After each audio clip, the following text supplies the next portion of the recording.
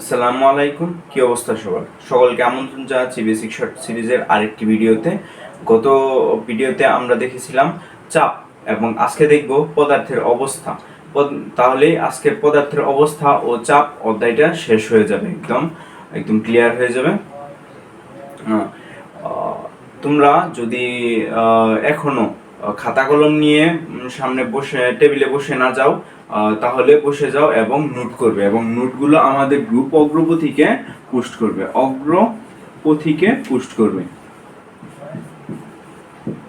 অগ্রপথিকে post করবে, এবং আমাদের টেলিগ্রাম গ্রুপ অগ্রপথিকে টেলিগ্রাম চ্যানেল অগ্রপথিকে জয়েন করবে, এবং টেলিগ্রাম গ্রুপেও তোমরা নিয়মিত তোমাদের ডিসকাশন করতে পারো তোমাদের ফ্রেন্ডদের সাথে।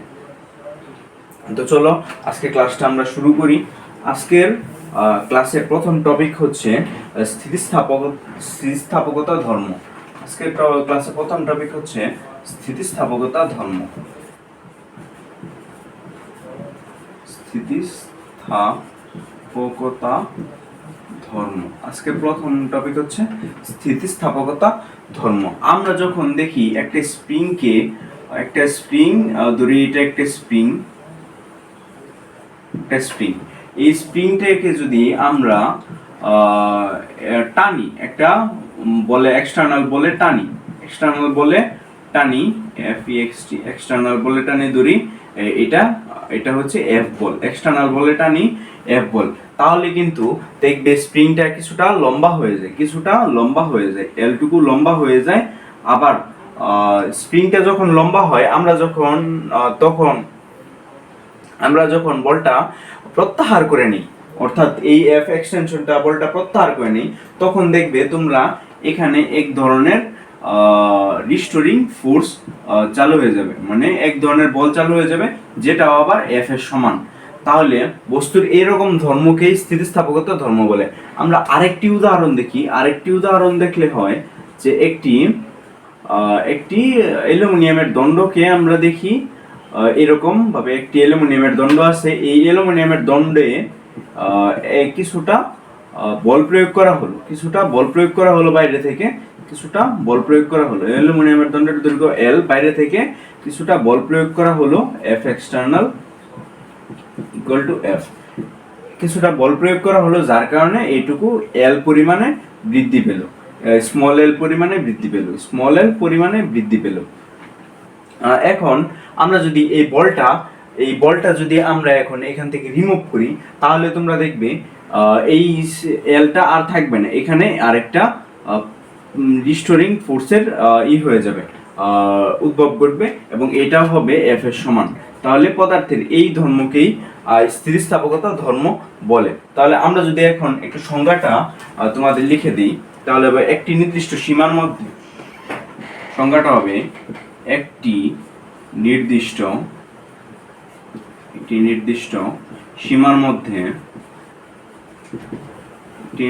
সীমার মধ্যে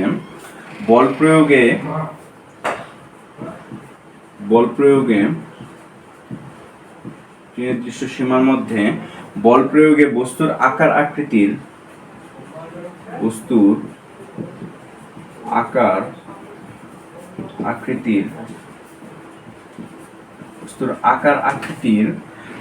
পরিবর্তন ঘটে।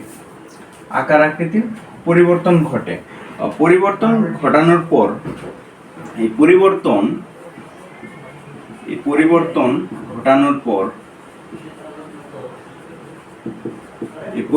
ঘটানোর পর বল অপসারণ করে নিলে, বল অপসারণ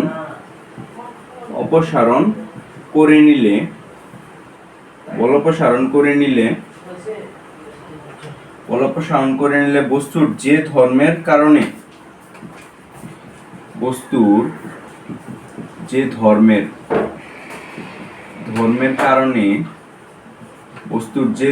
কারণে পূর্বের অবস্থায় ফিরে যায়,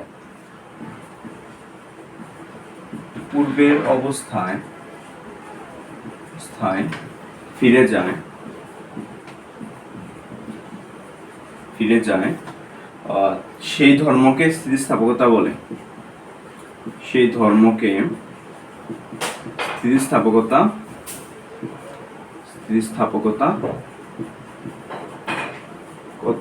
বলে, সেই ধর্মকে স্থিতিস্থাপকতা বলে।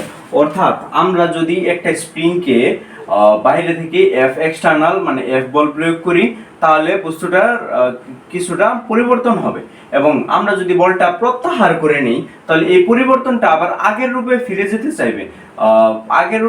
যেতে চাইবে। এই পদার্থের এই ধর্মকে স্থিতিস্থাপকতা ধর্ম বলে। এখন তোমরা যদি এফ বলটা খুব বেশি পরিমাণে দিয়ে দাও, তাহলে কিন্তু একবারে বিকৃতি ঘটে যাবে, তারপরে আর করবে না, তারপরে আর এটা মানে ফিরে যেতে চাইবে না। তাই এখানে বলা আছে একটি নির্দিষ্ট সীমার মধ্যে যে পরিবর্তন ঘটে তাই হচ্ছে স্থিতিস্থাপকতা ধর্ম। আশা করি স্থিতিস্থাপকতা ধর্ম টপিকটা তোমাদের ক্লিয়ার হয়েছে। এখন আমরা দেখব বিকৃতি।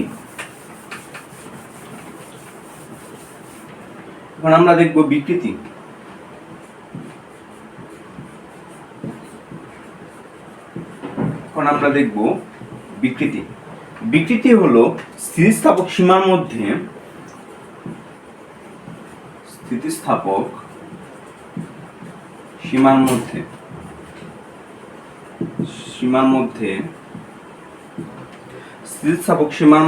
একক মাত্রার রূপ পরিবর্তনকে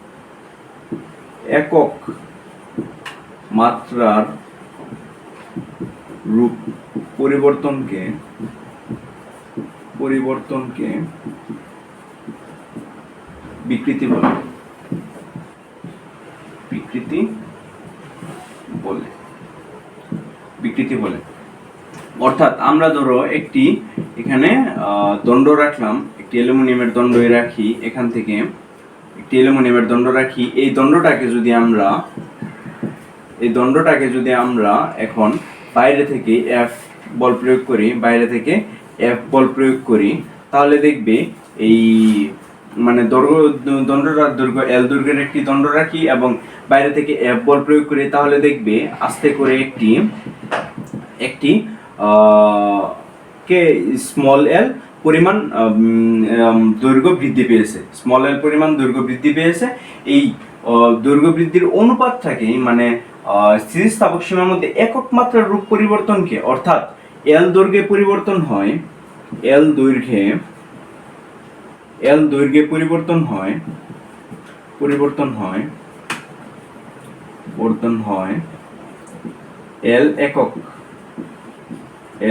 একক, অতএব একক দৈর্ঘ্যে পরিবর্তন হয় এল বাই এল একক। এটাই হচ্ছে বিকৃতি। তার মানে বিকৃতিটা কি? বিকৃতি সমান হচ্ছে এল বাই এল, মানে যতটুকু পরিবর্তন হয়েছে বাই আদি দৈর্ঘ্য যতটুকু ছিল এতটুকু হচ্ছে বিকৃতি। এর বিকৃতির একক কি? দেখো এখানে বিকৃতির দৈর্ঘ্য একটা এল এবং পরিবর্তনও দৈর্ঘ্য একটা একক এবং পরিবর্তনও সেম একক। তাহলে সেম এককের অনুপাতে কি কখনো কোনো মাত্রা থাকে? অবশ্যই মাত্রা থাকে না, তাই একক নাই। এখানে একক নাই। এখন আমরা দেখব পীড়ন। আরেকবার রিক্যাপ করে দিই, তাহলে তোমাদের আশা করি বুঝতে পারবে। স্থিতিস্থাপক সীমার মধ্যে কথাটা কিন্তু উল্লেখ থাকতে হবে। স্থিতিস্থাপক সীমার মধ্যে এল দৈর্ঘ্যের একটি দণ্ডকে যদি আমরা এফ বল প্রয়োগ করি, বাইরে থেকে এফ বল প্রয়োগ করি, তাহলে একটি নির্দিষ্ট পরিমাণ মানে দৈর্ঘ্য বৃদ্ধি ঘটবে। এই দৈর্ঘ্য কি হচ্ছে? এল দৈর্ঘ্য পরিবর্তন হয়। দৈর্ঘ্য বৃদ্ধিটাকে আমরা দৈর্ঘ্য পরিবর্তন বলছি। দৈর্ঘ্য বৃদ্ধি হয় এল একক, অতএব ওয়ান একক দৈর্ঘ্যে মানে একক দৈর্ঘ্যে পরিবর্তন হয় এল বাই এল একক। এই বিকৃতিটাই হচ্ছে এই এল বাই এল, সংজ্ঞা অনুযায়ী small L by capital L. আর একক হচ্ছে একক নাই, কারণ এখানে একই রাশির অনুপাত, তাই একক নাই। তোমরা আশা করি এই টপিকটা ক্লিয়ার হয়েছে। এখন আমি দেখব পীড়ন।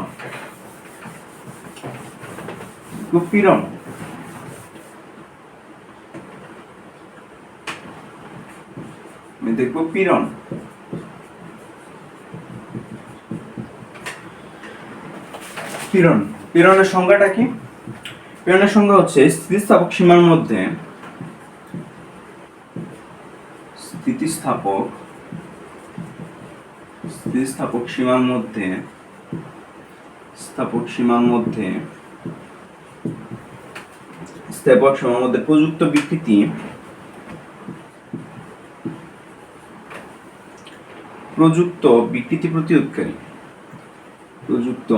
বিকৃতি প্রতিরোধকারী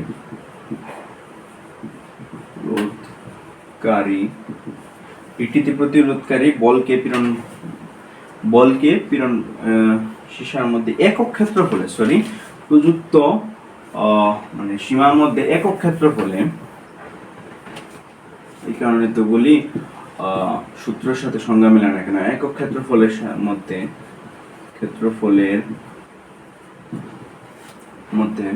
একক ক্ষেত্রফলে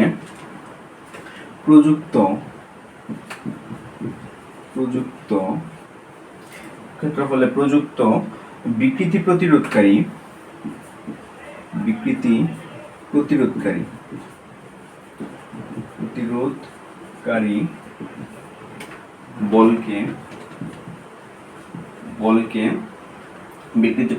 বলকে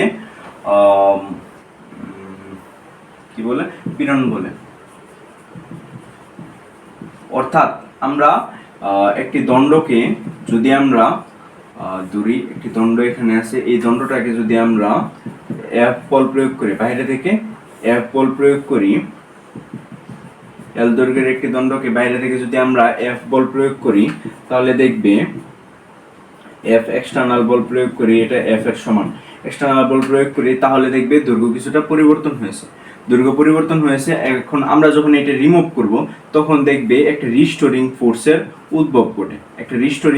উদ্ভব ঘটে এবং আগের অবস্থায় ফিরে যেতে চাই। যেহেতু স্থিতিস্থাপক সীমার মধ্যে বলা আছে আগের অবস্থায় ফিরে যেতে চাই, এই ক্ষেত্রফলটাই হচ্ছে, মানে এই বলটাই একক ক্ষেত্রফলে কতটুকু হয়, তাই হচ্ছে পীড়ন। অর্থাৎ পীড়ন সমান এফ রিস্টোরিং বাই এ। এই এফ এক্সটার্নাল এবং এফ রিস্টোরিং কিন্তু সমান হবে, একে আরেকটি নামেও ডাকা হয়। এই রিস্টোরিং ফোর্সটাকে বলা হয় প্রত্যয়নী বল এফ বাই এ। তোমাদের কিন্তু মনে হচ্ছে এটা একটু মানে গত ক্লাসে আমরা পড়ছি পি মানে চাপ ইকুয়াল টু এফ বাই এ। এটা কিন্তু এক কথায় ঠিকই আছে, কিন্তু আবার সংজ্ঞা অনুযায়ী এটার মিনিং আলাদা। তাই তোমরা এখানে চাপ এবং পীড়নকে একই ধরো না, কিন্তু আবার অনেক সময় তোমাদের প্রবলেমে চাপ এবং পীড়নকে একই হিসাবে ধরে নেওয়া হয়েছে। যেহেতু চাপ এবং পীড়ন প্রায় সমানই থাকে, তাই চাপ এবং পীড়নকে সমানে ধরা হয়েছে। এখন এর একক কি? এর একক হচ্ছে পীড়নের একক হচ্ছে এখানে এফ এর একক হচ্ছে নিউটন, আর এখানে ক্ষেত্রফলের একক হচ্ছে মিটার স্কয়ার। তাহলে হবে নিউটন পার মিটার স্কয়ার। তাহলে আমরা এটাকে কি প্যাসকেল বলতে পারি? না, এটাকে আমরা প্যাসকেল বলতে পারি না, এটাকে আমরা নিউটন পার মিটার স্কয়ারই বলতে হবে। কারণ দুটা সংজ্ঞা আলাদা, তাই আমরা দুটোকে এভাবেই আলাদা করতে পারি, তাহলে আমি আরেকবার রিক্যাপ করে দিচ্ছি। স্থিতিস্থাপক সীমার মধ্যে একক ক্ষেত্রফলে প্রযুক্ত বিকৃতি প্রতিরোধকারী বলকে পীড়ন বলে। অর্থাৎ এল দৈর্ঘ্যের একটি দণ্ডকে যদি আমরা বাইরে থেকে এক্সটার্নাল বল এফ প্রয়োগ করি, তাহলে দেখব একটি দৈর্ঘ্য বৃদ্ধি হয়েছে।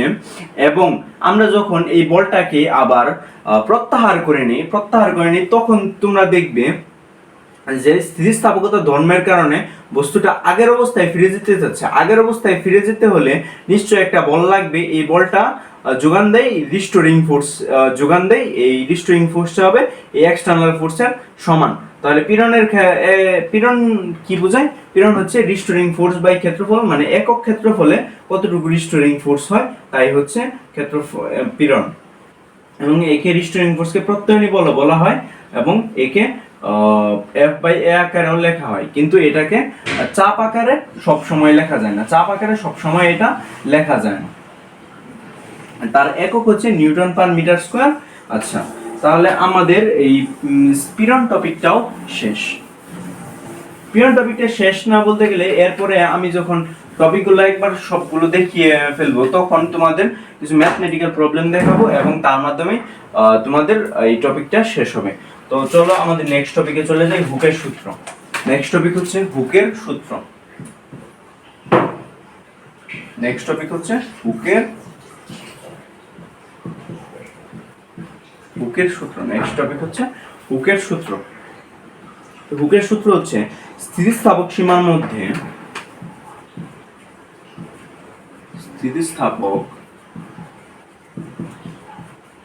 মধ্যে পীড়ন এবং বিকৃতি পরস্পর সমানুপাতিক। পীড়ন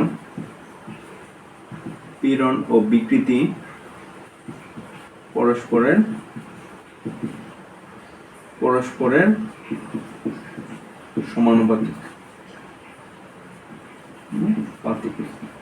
সমানুপাতিক।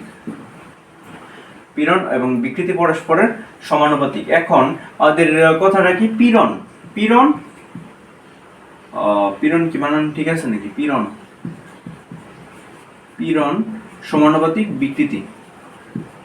এখন সমানুপাতিক ধ্রুবক তুলতে গেলে আমরা নিশ্চয়ই জানি, সমানুপাতিক ধ্রুবক তুলতে গেলে একটি ধ্রুবক আনতে হয়, মানে সমানুপাতিক চিহ্নটা তুলতে গেলে একটি ধ্রুবকের আনতে হয়। এই ধ্রুবকটা হচ্ছে পীড়ন সমান ধ্রুবক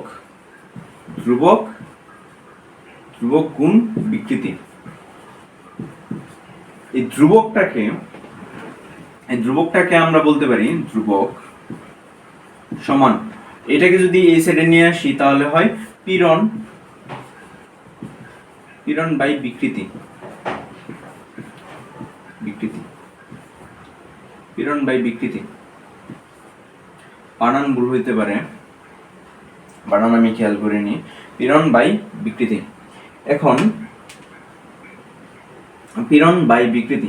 এখন আমরা দেখি এই ধ্রুবকটাকে কি বলা হয়। এই ধ্রুবকটাকে আমরা এখনো দেখবো না। এই পীড়ন এবং বিকৃতির আমরা যদি গ্রাফ আঁকি তাহলে দেখব পীড়ন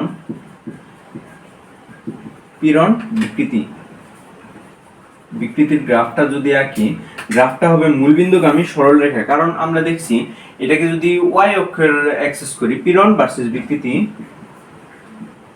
পীড়ন ভার্সেস বিকৃতি যদি আমরা গ্রাফটা আঁকি তাহলে দেখব এখানে ওয়াই অক্ষে ধরা হয়েছে পীড়নকে এবং ধ্রুবককে আমরা এম ধরি, তাহলে বিকৃতিকে ধরা হয় এক্স। তাহলে আমরা লিখতে পারি y ইকুয়াল টু mx। আর y ইকুয়াল টু mx আমরা ইতিমধ্যেই এই সিরিজের মাধ্যমে দেখেছি y ইকুয়াল টু mx হচ্ছে মূলবিন্দুগামী সরল রেখা। কিন্তু এটা কিন্তু স্থিতিস্থাপক সীমার মধ্যে হতে হবে। এটা স্থিতিস্থাপক সীমার মধ্যে সত্য। তারপরেও কিছু গ্রাফ আছে, এরকম কিছু গ্রাফ আছে, ওই গ্রাফটা নিয়ে আমরা এইচএসসি লেভেলে আলোচনা করি, এখন এসএসসি লেভেলে আলোচনা করি না। এইচএসসি লেভেলেও খুব একটা গুরুত্বপূর্ণ টপিক যে এইটা তা কিন্তু না। এখন আমাদের যদি একটা নির্দিষ্ট সীমার পরে যদি একটা নির্দিষ্ট বল প্রয়োগ করি তাহলে একটা স্থায়ী বিকৃতি হয় এবং স্থায়ী বিকৃতির কারণে ইয়ং মডুলাসটা চেঞ্জ হয়ে যায়। এরকম হয়ে যায়। এটা স্থায়ী বিকৃতির পরবর্তী গ্রাফ। এটা হচ্ছে স্থায়ী বিকৃতি। এখানে স্থায়ী বিকৃতি ঘটে এবং তারপরে আর এটা চেঞ্জ হয় না। আমরা এই গ্রাফটা আমরা আপাতত চিন্তা না করি, আমরা এইটুকুই সীমাবদ্ধ রাখি। আমরা জানি পীড়ন বিকৃতির সমানুপাতিক এবং পীড়ন এবং বিকৃতি গ্রাফের মধ্যে গ্রাফ হচ্ছে মূলবিন্দুগামী সরল রেখা। এবং এর ঢাল কি নির্দেশ করে? ঢাল নির্দেশ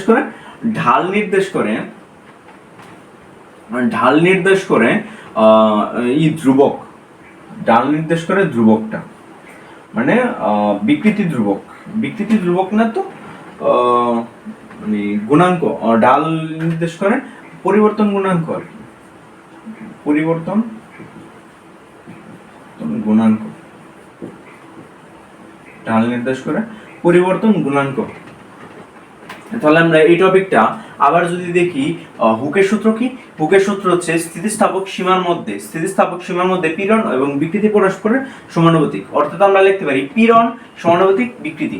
আমরা জানি সমানুপাতিক ধ্রুবক তুলতে গেলে একটি মানে সমানুপাতিক চিহ্ন তুলতে গেলে একটি ধ্রুবক আনতে হয়। এই ধ্রুবকটা হচ্ছে এই ধ্রুবক। তাহলে লিখতে পারি y = ধ্রুবক ইনটু বিকৃতি। এই ধ্রুবকটাকে যদি আমরা লিখি, ধ্রুবকটা হচ্ছে পীড়ন বাই বিকৃতি। এবং আমরা যদি এই পীড়ন ভার্সেস বিকৃতি একটা গ্রাফ আঁকি, স্থিতিস্থাপক সীমার মধ্যে হতে হবে, তাহলে দেখব এটি হবে মূলবিন্দুগামী সরলরেখা এর, এবং ঢাল কি নির্দেশ করে এই পরিবর্তন গুণাঙ্ক আর কি। এখন আমরা দেখব দৈর্ঘ্য বিকৃতি, দৈর্ঘ্য পীড়ন এবং ইয়ং গুণাঙ্ক। এখন আমরা দেখব দৈর্ঘ্য বিকৃতি, আমরা দেখব দৈর্ঘ্য বিকৃতি। দৈর্ঘ্য বিকৃতি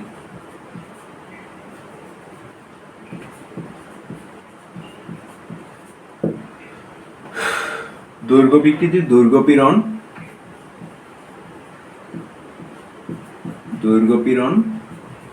দৈর্ঘ্য বিকৃতি, দৈর্ঘ্য পীড়ন এবং ইয়ং গুণাঙ্ক বা ইয়ং মডুলাস আমরা দেখব। তাহলে আমরা দেখি একটি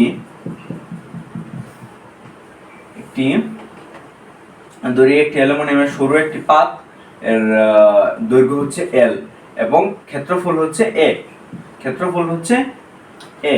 তাহলে এটাকে যদি আমরা F বল প্রয়োগ করি বাইরে থেকে F বল প্রয়োগ করি, এইটুকু ছিল, তাহলে আমরা দেখতে পাবো এইটুকু একটি চেঞ্জ হয়েছে। এটাকে ধরি স্মল l। তোমাদের বইয়ে এটা দেওয়া আছে L0 মানে L মাইনাস L0, কিন্তু L মাইনাস L0 যে কথা, স্মল l একই কথা। তো আমি যেহেতু এসএসসি লেভেল এবং এসএসসি লেভেল দুই জায়গাতেই স্মল এল দ্বারা শিখেছি, তাই তোমাদেরও আমি স্মল এলই সাজেস্ট করছি, কারণ এসএসসি লেভেলে ভার্স্ট লেভেলে স্মল এল ব্যবহার করা হয়েছে। তো আমরা দেখব দৈর্ঘ্য বিকৃতি কি। এই দৈর্ঘ্য বিকৃতি হচ্ছে F বল প্রয়োগ করার পরে L দৈর্ঘ্য বৃদ্ধি পেয়েছে এবং ক্ষেত্রফল তো এই আছে।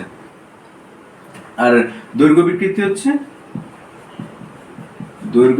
হচ্ছে এই যতটুকু দৈর্ঘ্যের পরিবর্তন বাই আদি দৈর্ঘ্য, এটার অনুপাত হচ্ছে দৈর্ঘ্য বিকৃতি। এবং পীড়ন কি?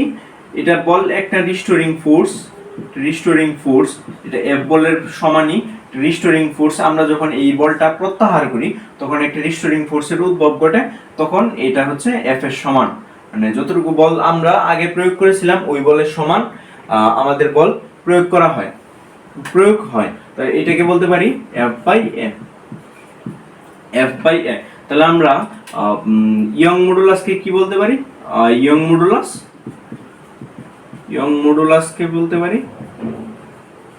মডুলাস আর ইয়ং গুণাঙ্ক একই কথা। ইয়ং মডুলাসকে আমরা লিখতে পারি পীড়ন, দৈর্ঘ্য পীড়ন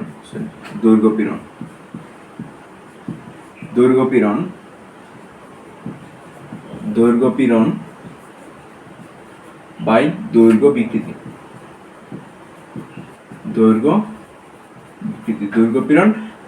বিকৃতি। তাহলে আমরা ইয়ং মডুলাসকে আমরা প্রকাশ করি y দ্বারা, এবং দৈর্ঘ্য পীড়নকে বলা হয় F বাই A, এবং দৈর্ঘ্য বিকৃতিকে বলা হয় small l by capital L।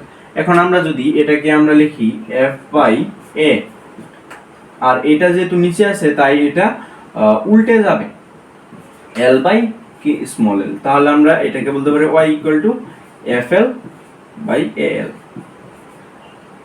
FL by AL। তাহলে আমরা ইয়ং মডুলাসকে বলতে পারি FL বাই AL, এটুকুই আছে। এখন আমরা FL বাই AL, এখন আমরা যদি এখানে কোনো একটা ভর ঝুলিয়ে দিতাম, ধরি এখানে আমরা এই একটা বস্তুর m ভরের একটা বস্তু ঝুলিয়ে দিছি, যার যার ওজনের কারণে এটা মানে দৈর্ঘ্য বৃদ্ধি করছে, যার ওজনের কারণে দৈর্ঘ্য বৃদ্ধি করছে। তাহলে আমরা আবার দৈর্ঘ্য বৃদ্ধি করছে, তাহলে আমরা f কে বলতে পারি mg, এবং এ তো জানি যেহেতু বৃত্তাকার একটি ক্ষেত্রফল, যেহেতু এরকম বৃত্তাকার একটি দণ্ড, এই ক্ষেত্রফলের একক হচ্ছে, ক্ষেত্রফলটা হচ্ছে পাই আর স্কয়ার, তাহলে আমরা এখানে f কে mg এবং a কে পাই আর স্কয়ার দ্বারা রিপ্লেস করতে পারি। এটা আমাদের সিম্পলিফাইড সূত্র, এটা সব সময় কাজে লাগবে না। যখন তোমাদের বস্তুর ওজনের কারণে বিকৃতি ঘটবে তখন এবং পাই আর স্কয়ার এল দেওয়া থাকবে, তখনই এটা প্রযোজ্য হবে। আমি আরেকবার রিক্যাপ করে দিচ্ছি। ধরি একটি এল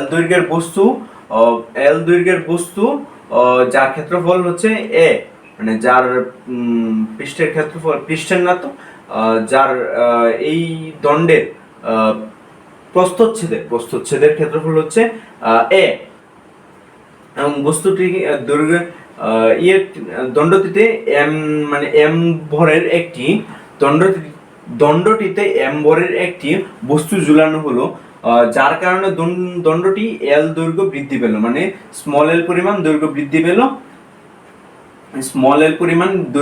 পেল। তাহলে এখানে দৈর্ঘ্য বিকৃতি হবে small L by capital L, এবং দৈর্ঘ্য পীড়ন হবে এফ বাই এ, মানে রিস্টোরিং ফোর্স, মানে এফ বাই এ। আমরা এটাকে আবার বলতে পারি এমজি বাই এ, এবং এ কে আমরা লিখতে পারি pi r square, mg by pi r square আমরা লিখতে পারি। এবং ইয়ং মডুলাস কাকে বলে? ইয়ং মডুলাস বলা হয় দৈর্ঘ্য পীড়ন এবং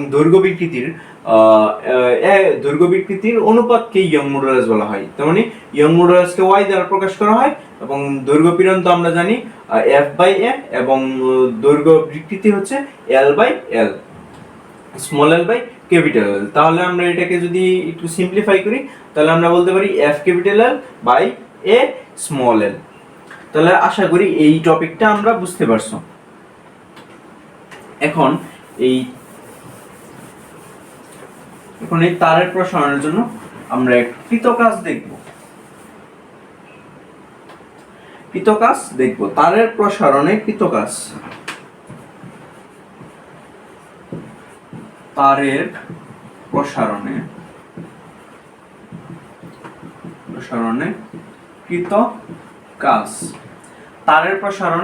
কৃতকাজ।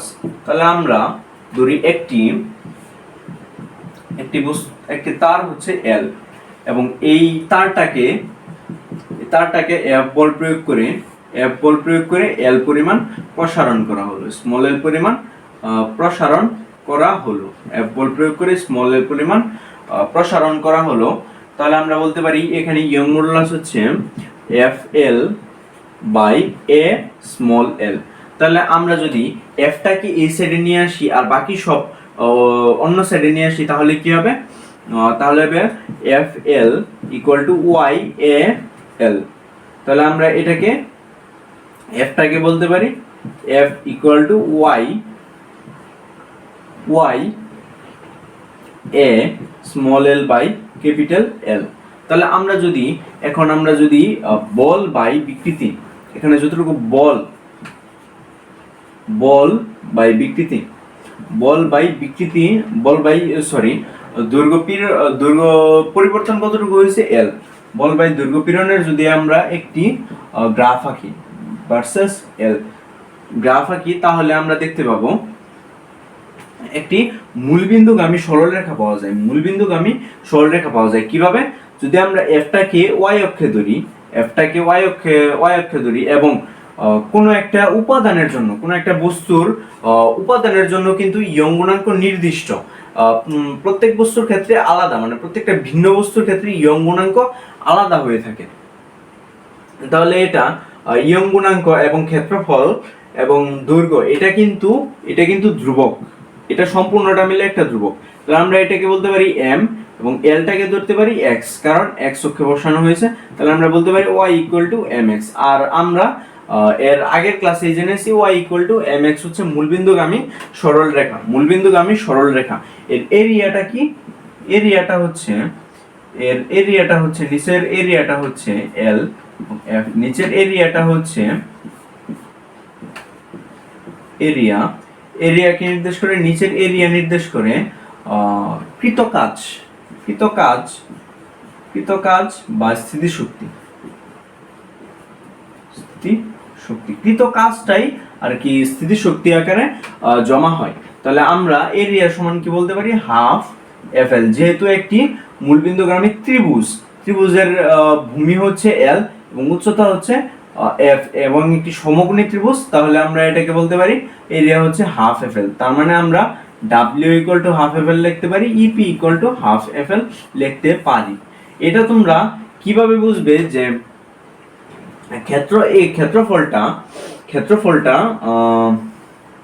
তোমাদের কৃতকাজ নির্দেশ করে? এটা তোমরা এসএসসি লেভেলে যখন ইন্টিগ্রেশন শিখবে তখন তোমরা এর বিস্তারিত বুঝতে পারবে। আপাতত আমি আর গভীরে না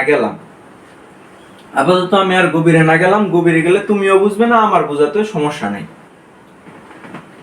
তাহলে আমি যদি আরেকবার রিক্যাপ করি তাহলে দেখতে পাবে যে একটি L দৈর্ঘ্যের তারের ক্ষেত্রফল হচ্ছে, মানে প্রস্থচ্ছেদের ক্ষেত্রফল হচ্ছে a এবং এটিতে F বল প্রয়োগ করা হলো, বাইরে থেকে F বল প্রয়োগ করা হলো, যার কারণে L পরিমাণ বৃদ্ধি পেল, স্মল l পরিমাণ বৃদ্ধি পেল।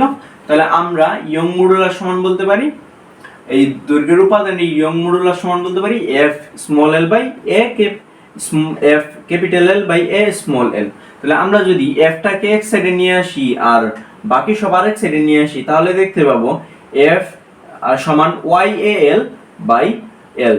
তাহলে F কে যদি আমরা F ভার্সেস L একটি গ্রাফ আঁকি, তাহলে F কে যদি আমরা y অ্যাক্সিসে বসাই এবং L কে যদি আমরা x অ্যাক্সিসে বসাই, তাহলে আবার YA ক্যাপিটাল L হচ্ছে একটি ধ্রুবক। তাহলে আমরা দেখতে পাবো y mx যেহেতু পাওয়া গেছে, তাহলে আমরা বলতে পারি এটি একটি মূলবিন্দুগামী সরলরেখার সমীকরণ, যার এরিয়া নির্দেশ করে কৃতকাজ, FL কৃতকাজ নির্দেশ করে। এখন আমরা দেখব আয়তন প্রসারণ, মানে আয়তন বিকৃতি, আয়তন প্রসারণ গুণাঙ্ক এবং আয়তন পীড়ন। এখন আমরা দেখব আয়তন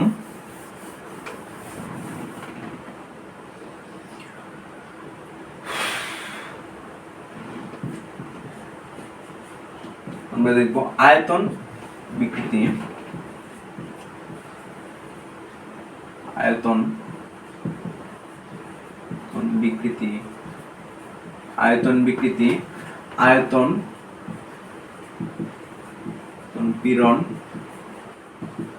পীড়ন বা বাল্ক গুণাঙ্ক,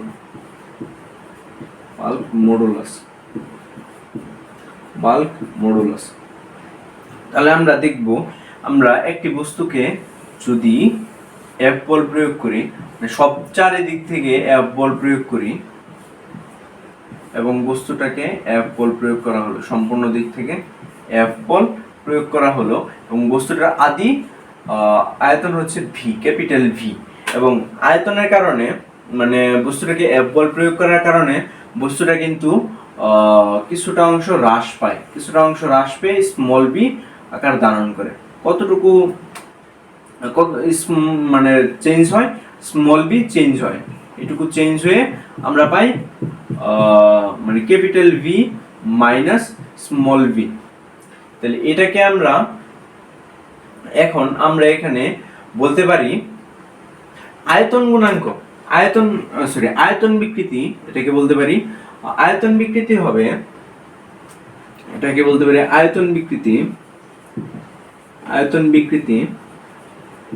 আয়তন বিকৃতি বলতে পারি small l by capital L, small v by capital V। এবং আয়তন পীড়ন কি?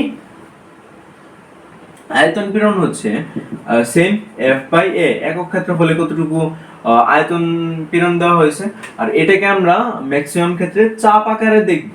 আমরা কিন্তু দৈর্ঘ্য বিকৃতি এবং অন্যান্য বিকৃতির ক্ষেত্রে এটাকে চাপ আকারে আমরা সব সময় নেই না, কিন্তু এখানে আয়তনের ক্ষেত্রে আমরা দেখব ম্যাক্সিমাম ম্যাথমেটিক্যাল প্রবলেমে তোমাদের চাপের কথা বলা আছে, তাই আমরা এটাকে আয়তন পীড়নকে চাপ ধরে নিই, আয়তন পীড়নকে চাপ ধরে নিই এবং আয়তন পীড়নকে চাপ ধরে নিই এবং এর বাল্ক মডুলাস কি, মানে বাল্ক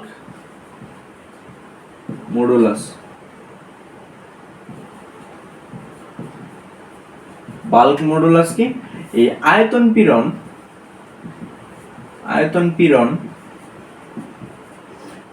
পীড়ন বাই আয়তন বিকৃতি, এই বাল্ক মডুলাসকে বি দ্বারা প্রকাশ করা হয়, ক্যাপিটাল বি দ্বারা প্রকাশ করা হয়, এবং আয়তন পীড়নকে আমরা জানি F/A এবং আয়তন বিকৃতি কি small v by capital V, এবং এই F/A কে আমরা আবার পি লিখতে পারি, পি ইনটু, তারপরে এই নিচে যেহেতু আছে, বড় দাগটার নিচে যেহেতু আছে, তাই আমরা এখানে এটাকে উল্টিয়ে দিব, মানে গুণাত্মক বিপরীত করব এবং গুণ করব small v by small v, capital V by small v। তাহলে আমরা লিখতে পারি বাল্ক মডুলাস সমান PV by small v, PV by small v। এবং বাল্ক মডুলাসের একটি গুণাত্মক বিপরীত রাশি আছে, মানে বাল্ক মডুলাসকে যদি আমরা গুণাত্মক বিপরীত রাশি করি, তাহলে মানে 1/b যদি আমরা করি, তাহলে আমরা পাই সংনম্যতা, তাহলে এটা তোমরা বলতে পারো যে বাল্ক মডুলাসের গুণাত্মক বিপরীত রাশিকে সংনম্যতা বলে। এখন গুণাত্মক বিপরীত রাশি এটা মানে অনেক সময় স্যাররা আর কি নাম্বার দিতে চায় না, কারণ বইয়ে অন্যভাবে সংজ্ঞা দেওয়া আছে এবং এই সংজ্ঞাটাও দেওয়া আছে। অন্যভাবে সংজ্ঞা দেওয়া আছে, একক আয়তনে যদি p = 1 হয় এবং v = 1 হয়, তবে k = v হয়। তাহলে এটার সংজ্ঞা কি দেওয়া আছে? এটা সংজ্ঞা দেওয়া আছে একক আয়তনে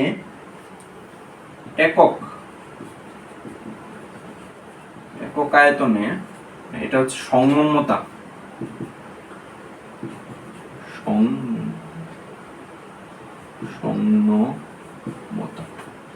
এটা ভার্সিটিতে এইটা দিয়ে প্রশ্ন আসে, ভার্সিটি অ্যাডমিশন গুলোতে এটা দিয়ে প্রশ্ন আসে। একক আয়তনে বস্তুর উপর একক আয়তনে বস্তুর উপর চাপ প্রযুক্ত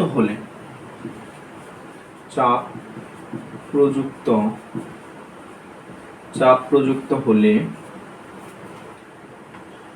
আয়তন যতটুকু পরিবর্তন ঘটে,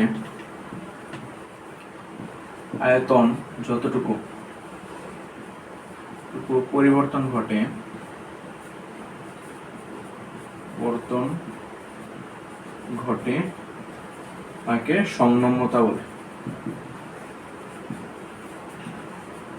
সংনম্যতা বলে। আমি এই টপিকটা আবার একটু রিক্যাপ করে দিই, যেহেতু এই টপিকটা একটু জটিলও না, আবার তুমি যদি একবার বুঝে যাও তাহলে তোমাদের জন্য একদম ইজি হয়ে যাচ্ছে।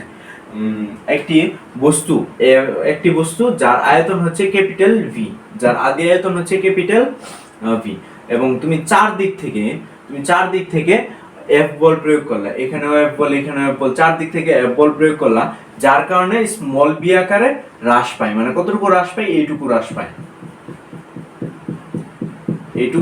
পায়। হ্রাস পেয়ে কত হয়? মানে capital B minus small B. এখন আমরা যদি এই বলটাকে আবার মানে এফ বলটাকে আমরা যদি প্রত্যাহার করি, তাহলে দেখবে এখানে একটি রিস্টোরিং ফোর্স দেওয়া হচ্ছে, একটি মানে বল উদ্ভব ঘটে, মানে আবার আগের অবস্থায় ফিরতে চায়, একটি বল উদ্ভব ঘটে এটাকে বলা হয় রিস্টোরিং ফোর্স এফআর। এটা তোমাদের আগে দেখায়নি, তার কারণে হয়তো তোমাদের বুঝতে অসুবিধা হবে। এই রিস্টোরিং ফোর্সটা ঘটে এবং এর ক্ষেত্রে আয়তন বিকৃতি হবে স্মল বি। এই small B by capital B, আয়তন বিক্রিয়া হচ্ছে small B by capital B.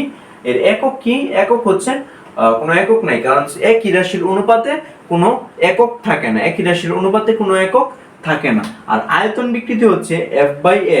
F by A কে আমরা আবার পি বলতে পারি, চাপ বলতে পারি। এবং বাল্ক মডুলাসকে কি বলতে পারি? বাল্ক মডুলাসকে বলতে পারি আয়তন পীড়ন বাই আয়তন বিকৃতি। এই আয়তন পীড়ন বাই আয়তন বিকৃতি আমরা যদি এটাকে সংজ্ঞায়িত করি, তাহলে বাল্ক মডুলাসকে বি দ্বারা প্রকাশ করা হয় এবং F by A by small B by capital B, এবং এফ বাই এ কে আমরা পি লিখতে পারি। এবং যেহেতু এই বড় দাগের নিচে আছে, তাই আমরা এই নিচের হরটাকে উল্টে দিব, মানে গুণাত্মক বিপরীত করব এবং গুণ করে দিব, তাহলে আমাদের হয়ে যাবে। তাহলে বাল্ক মডুলাসকে আমরা বলতে পারি পিভি বাই, মানে P capital B by small B, P capital B by small B.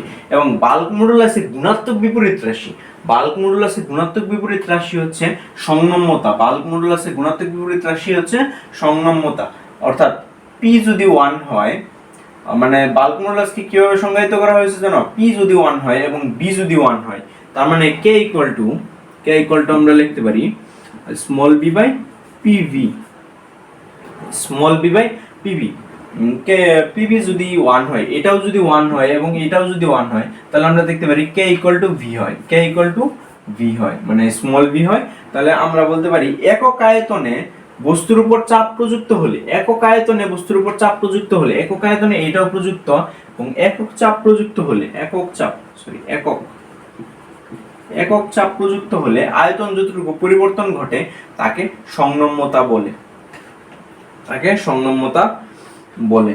এখন আমরা এই টপিকটা একটু স্কিপ করি না, এই টপিকটা শেষ করি। তারপরে এই সবগুলো টপিক পড়ানোর পরে তোমাদের ম্যাথমেটিক্যাল প্রবলেম শুরু করব। এখন আমরা দেখব আয়তন বিকৃতি দ্বারা কৃত কাজ, আয়তন পরিবর্তনের কৃত কাজ বা স্থিতিশক্তি। আয়তন পরিবর্তনে আয়তন পরিবর্তনে কৃত কাজ বা স্থিতিশক্তি, কৃত কাজ বা স্থিতিশক্তি, আয়তন বা স্থিতিশক্তি, আয়তন বা স্থিতিশক্তি। তাহলে আমরা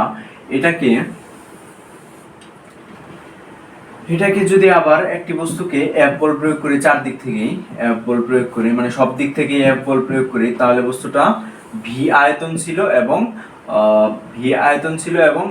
ভি আয়তন হ্রাস পাইল, মানে স্মল ভি আয়তন হ্রাস পেলো, ক্যাপিটাল ভি ছিল আগে, স্মল ভি হ্রাস পেয়ে কি হলো? Capital V minus small V. তোমরা যখন তাপগতিবিদ্যা পড়বে তখন দেখবে W ইকুয়াল টু পিডিবি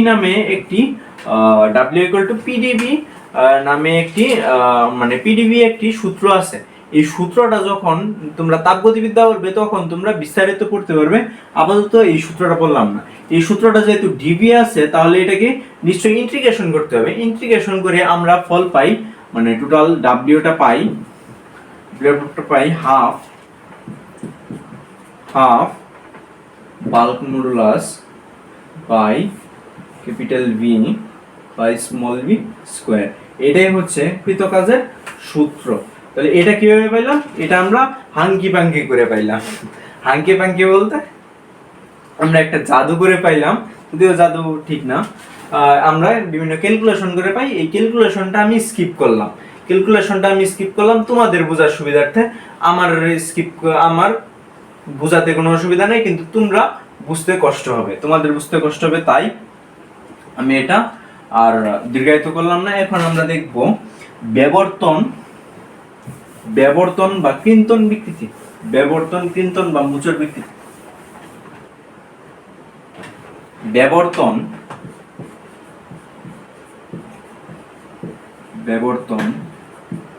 কৃন্তন বা মুচর বিকৃতি। বস্তুর বিকৃতি পীড়ন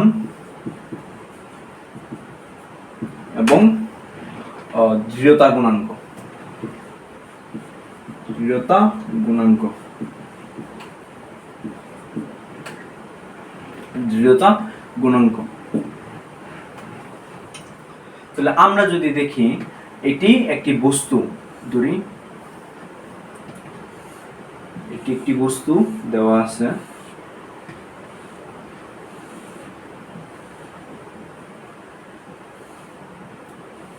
একটি বস্তু দেওয়া আছে, বস্তুর এই তলটা স্থির, এই তলটা স্থির রাখি, এই তলটা স্থির রাখি এবং এখানে এফ বল প্রয়োগ করি, এখানে এফ বল প্রয়োগ করি, তাহলে আমরা দেখতে পাবো বস্তুটা বস্তুটা জেলির মতো কিছুটা এরকম ভাবে পরিবর্তন হয়ে গেছে, কিছুটা এরকম ভাবে পরিবর্তন হয়ে গেছে, পরিবর্তন হয়ে গেছে। তাহলে আমরা এটাকেও থিটা ধরি, থিটা।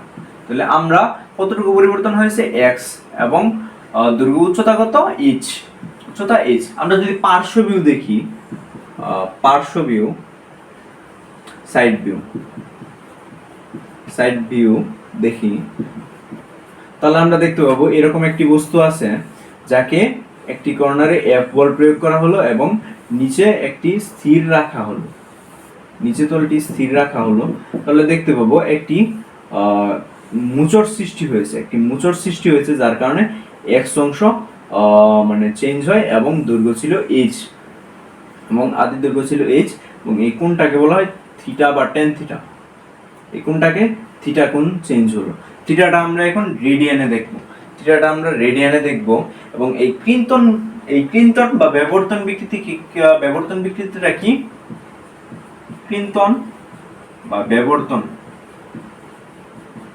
বিকৃতি কি, বিকৃতি হচ্ছে x by h, x by h, x by h, বা আমরা বলতে পারি এটা দেখো, এটা যদি x বাই h, তাহলে আমরা এটাকে যদি সন্নিহিত বাহু আর এটাকে যদি বিপরীত বাহু দেই, বাহু বলি, তাহলে আমরা জানি বিপরীত বাহু বাই সন্নিহিত বাহু, অর্থাৎ উচ্চতা বাই ভূমি, উচ্চতা বাই ভূমি, এটাকে আমরা জানি tan theta, tan theta, tan theta. এবং থিটা যদি ক্ষুদ্র হয়, থিটা মাস মাস লেস দেন 1, মাস মাস লেস দেন 1 ডিগ্রি, বা থিটা খুব ক্ষুদ্র হলে আমরা এইভাবে লিখি, থিটা খুব ক্ষুদ্র হলে, থিটা খুব ক্ষুদ্র হলে, ক্ষুদ্র হলে tan theta equal to theta, equal to theta. এটা কিন্তু আমরা অবশ্যই রেডিয়ান এককে হিসাব করব, ডিগ্রি এককে হিসাব করব না, রেডিয়ান এককে হিসাব করব। এবং বিবর্তন, এবং বিবর্তন মানে পীড়ন, বিবর্তন পীড়ন, পীড়ন কি বলবো, কি বলবো, এফ বাই এ, একক ক্ষেত্রফলে কতটুকু বল প্রয়োগ করা হয়েছিল। এখানে বলটা জানো কি, এখানে বলটা হচ্ছে এই বলটা, যতটুকু বল আমরা এখানে প্রয়োগ করেছিলাম এটাই হচ্ছে এফ বল, এবং তা বল প্রয়োগ করার ফলে একটি বিকৃতি হলো, এবং তার যদি আগের অবস্থায় ফিরতে চায় আরেকটা বল প্রয়োগ করবে, এবং এই বলটাই হচ্ছে মানে বিবর্তন রিস্টোরিং ফোর্সটা, এটাই আর কি। এখন দৃঢ়তা গুণাঙ্ক কি প্রকাশ করা হয়, দৃঢ়তা গুণাঙ্ককে প্রকাশ করা হয়, দৃঢ়তা গুণাঙ্ক, দৃঢ়তা গুণাঙ্ক সমান বিবর্তন পীড়ন, বিবর্তন পীড়ন, বিবর্তন পীড়ন বাই বিবর্তন, বিবর্তন বিকৃতি, বিকৃতি। বিবর্তন বিকৃতিকে আমরা কি জানি, বিবর্তন বিকৃতিকে আমরা জানি মানে বিবর্তন পীড়নটাকে জানি এফ বাই এ, বিবর্তন পীড়ন হচ্ছে এফ বাই এ, এবং বিবর্তন বিকৃতিটা হচ্ছে টেন থিটা। তাহলে আমরা বলতে পারি এফ ইকুয়াল, মানে এটাকে বলা হয় ইটা দ্বারা প্রকাশ করা হয়, eta equal to F by A tan theta, এটা বা ঠিক থিটা ক্ষুদ্র হলে এফ বাই এ থিটা, এটাকে আমরা বলতে পারি। তাহলে আমি আরেকবার রিক্যাপ করে দিই, আমরা যদি কোনো বস্তুকে একটি প্রান্ত স্থির রেখে আর একটি স্থল স্থির রেখে আরেক তলের উপর যদি F বল প্রয়োগ করি, তাহলে আমরা দেখব x পরিমাণ সরে গেছে, ওই অবস্থান থেকে x পরিমাণ সরে গেছে এবং তার উচ্চতা হচ্ছে h এবং থিটা কোণে সরে গেছে। সাইড ভিউটা যদি আমরা দেখি এরকম হবে, এটাও থিটা। আমরা জানি কৃন্তন বিকৃতি বা বিবর্তন বিকৃতি হচ্ছে x/h, কতটুকু মানে সরে গেছে বাই আদি উচ্চতা x/h equal to tan theta. tan theta কিভাবে, এখানে ও ভূমি, এই ত্রিভুজটাতে খেয়াল করো, এই ত্রিভুজটাতে x হচ্ছে উচ্চতা এবং h হচ্ছে ভূমি, বা তুমি আবার বলতে পারো x হচ্ছে বিপরীত বাহু বাই h হচ্ছে সন্নিহিত বাহু। সন্নিহিত বাহু, তাই এদের অনুপাত হচ্ছে tan থিটা। tan থিটা খুব ক্ষুদ্র হলে tan থিটা সমান থিটা হয়, tan theta equal to theta হয়। এবং বিবর্তন পীড়নটা কি? বিবর্তন পীড়নটা হচ্ছে f/a। আর দৃঢ়তা গুণাঙ্ক কি? দৃঢ়তা গুণাঙ্ক হচ্ছে বিবর্তন পীড়ন এবং বিবর্তন বিকৃতির অনুপাত। তাহলে আমরা এটাকে ইটা দ্বারা প্রকাশ করতে পারি। ইটা দ্বারা প্রকাশ করলে হয় f/a tan theta equal to f/a theta, কারণ থিটা ক্ষুদ্র হলে tan theta equal to theta. এটার প্রমাণ আমি অন্য কোনো এক ক্লাসে দেখাবো, এটার প্রমাণ আমি খুব অন্য ক্লাসে দেখাবো, এখন আর না দেখাই। এখন কৃত কাজ, বিবর্তন বিকৃতির কারণে একটা কাজ নিশ্চয় হয়েছে, যেহেতু সরণ হয়েছে। বল প্রয়োগ করলে এবং সরণ ঘটলে এবং কোণ যদি 90 ডিগ্রি না হয়, তাহলে বুঝবে কোনো একটা কাজ হয়েছে, এবং বস্তুটা যেহেতু আগে একটা অবস্থায় ছিল এবং বস্তুটার যেহেতু অবস্থার পরিবর্তন করা হয়েছে, তার মানে নিশ্চয়ই তার ভিতরে কোনো একটা স্থিতিশক্তি মানে প্রয়োগ মানে রয়েছে, যার কারণে সে আগের অবস্থায় ফিরে আসতে চায়। তাহলে কৃত কাজটাকে আমরা বলতে পারি মোট কৃত কাজ। মোট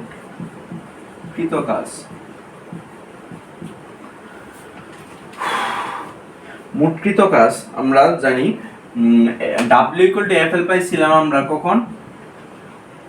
W equal to half FL পাইছিলাম যখন দৈর্ঘ্য বিকৃতির ক্ষেত্রে এটা দেখি, এবং Fটাকে আমরা জানি, Fটাকে আমরা আরেকবার লিখছিলাম YA small l by capital L। তাহলে আমরা এটাকে বলতে পারি হাফ YA স্মল l মানে capital L by small l square. তাহলে আমরা এটাকে এভাবে বলতে পারি W equal to half। তাহলে এটা কি হবে? এটাতে হবে এই x টা হয়ে l টা হয়ে যাবে, স্মল l টা হয়ে যাবে x এবং ক্যাপিটাল L টা হয়ে যাবে h, এবং y টা হয়ে যাবে মানে ইয়ং গুণাঙ্কটা হয়ে যাবে দৃঢ়তা গুণাঙ্ক। তাহলে আমরা এটাকে বলতে পারি W equal to half। এটা কিভাবে আসলো এটা তোমাদের আপাতত জানার দরকার নাই, এটা তোমরা জাস্ট মনে রাখো, এটা দিয়ে এসএসসিতে কখনো প্রশ্ন আসবে না, কারণ এই টপিকটা বাদ দেওয়া হয়েছে, মাত্র দুইটা গুণাঙ্কই ব্যবহার করা হয়েছে, কিন্তু এই টপিকটা আমি তোমাদের একটু জানিয়ে রাখলাম আর কি। Eta a h by x square x square. এখন আমরা লাস্ট টপিক পয়জনের অনুপাত। এটাও তোমাদের বইয়ে উল্লেখ নাই, কিন্তু আমরা এটা পড়ব, পয়জনের অনুপাত।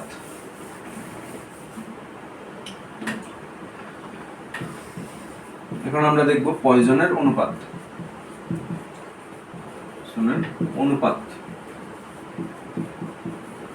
পয়জনের অনুপাতটা আমরা এখন দেখব। ধরি একটি বস্তু এখানে আছে D,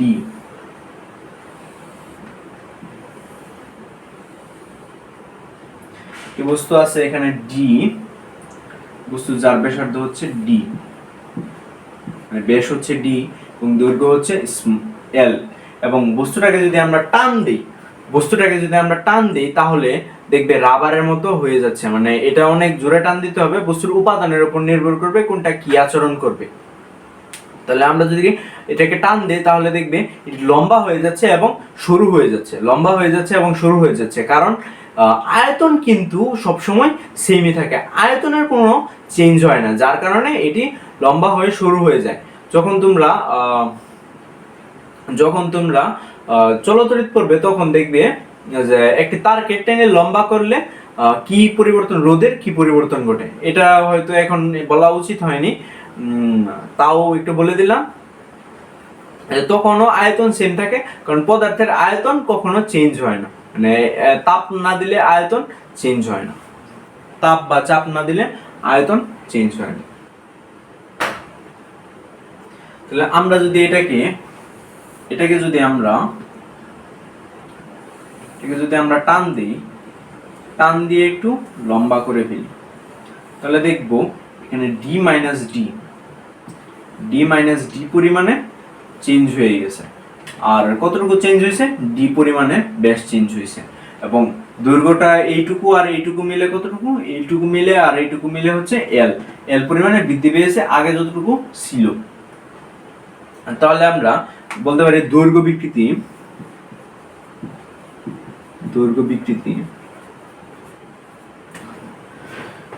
বিকৃতি equal to small L by capital L. এবং পার্শ্ব বিকৃতি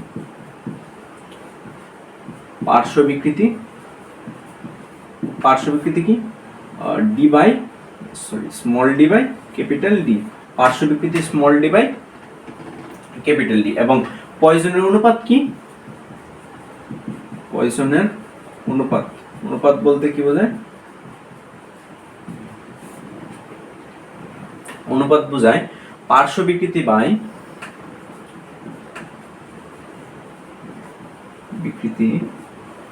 দৈর্ঘ্য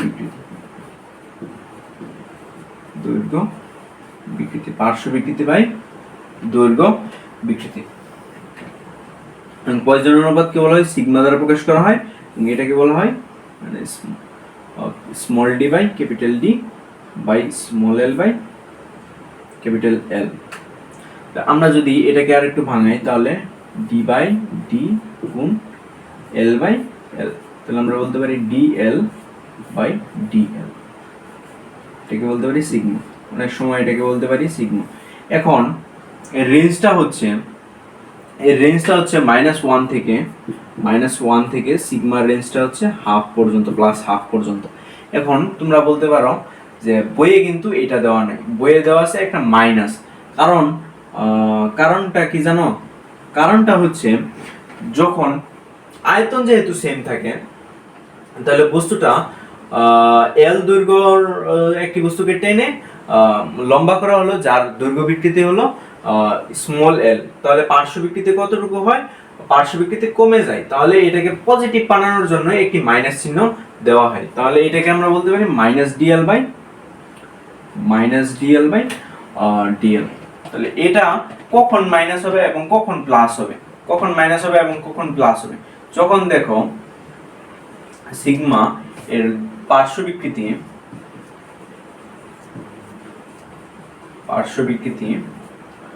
দৈর্ঘ্য বিকৃতি। পার্শ্ব বিকৃতি এবং দৈর্ঘ্য বিকৃতি, যদি পার্শ্ব বিকৃতি হয় মানে মাইনাস, যদি পার্শ্ব বিকৃতি হয় তাহলে দেখতে পাবে দৈর্ঘ্য বিকৃতি কমে যাচ্ছে। তাহলে এটা মানে একটা যদি পজিটিভ হয়, পার্শ্ব বিকৃতি পজিটিভ হয় এবং দৈর্ঘ্য বিকৃতি নেগেটিভ হবে, তখন এটা পাওয়া যাবে পজিটিভ, কারণ এখানে মাইনাস অলরেডি আছে একটা, মাইনাসে প্লাস হয়ে যাবে, আর যখন দৈর্ঘ্য বিকৃতি হলে পার্শ্ব বিকৃতিও হয়। এরকম পদার্থ এক্সিস্ট করে না, কিন্তু এরকম একটি বস্তু বানানো যায় আর কি। আমি দেখছি যখন উৎকর্ষতে রাতুল ভাইয়ের ক্লাস করতাম, তখন দেখছি ভাই তৈরি করে এনেছিল নস্টালজিয়া, তাই আর কি আমরা এখন দেখিনি। মানে আমরা এখন যদি পার্শ্ব বিকৃতি পজিটিভ হয় তাহলে এইটা হবে -1 থেকে +1/2 পর্যন্ত। বেশিরভাগ ক্ষেত্রে তুমি দেখবে এটা হয় 0 থেকে, বাস্তব বস্তুর ক্ষেত্রে 0 থেকে হাফ পর্যন্ত হয়, 0 থেকে হাফ পর্যন্ত হয়, এটা তোমরা দেখতে পারবে। তো আজকের এই টপিকটা হলো পয়সনের অনুপাত। পয়সনের অনুপাত কি? দৈর্ঘ্য বিকৃতি বাই পার্শ্ব বিকৃতির অনুপাত। দৈর্ঘ্য বিকৃতিটা কি হচ্ছে? Small L by capital L, পার্শ্ব বিকৃতি হচ্ছে small D by capital D. তাহলে আমরা জানি ব্যাস, মানে পার্শ্ববিক ক্ষেত্রে কিন্তু একটা ব্যাস, এই সম্পূর্ণটা হচ্ছে একটা ব্যাস। এই ব্যাসটা যদি চেঞ্জ হয় তাহলে নিশ্চয়ই দৈর্ঘ্য মানে ব্যাসার্ধটাও সেম আকারে চেঞ্জ হবে। তাই আমরা এটাকে পার্শ্ববিক ক্ষেত্রকে ডি বাই মানে আর বাই আরও লিখতে পারি, এটা আমরা আশা করি বুঝতে পারছি। তাহলে ডি বাই ডি এর পরিবর্তে আর বাই আরও লিখতে পারি। এখানে ডি মানে ডায়ামিটার বা ব্যাস, আর আর মানে রেডিয়াস বা ব্যাসার্ধ। আজকের টপিক এখানেই শেষ। এখন আমরা প্রবলেম প্র্যাকটিস করব।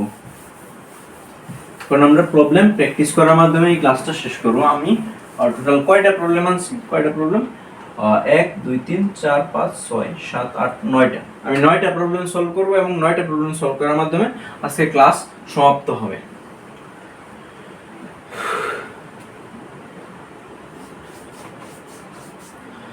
দেখি প্রবলেমটা পারব।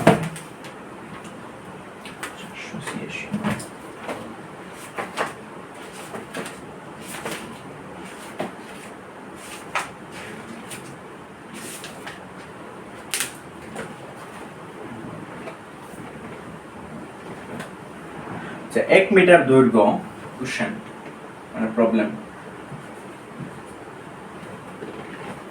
1 মিটার দৈর্ঘ্য ও 1 মিটার দৈর্ঘ্য এবং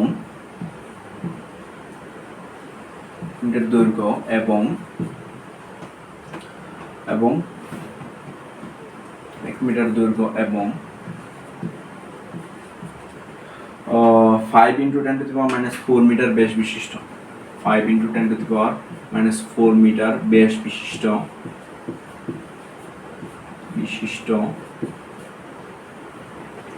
একটি ইস্পাতের তারে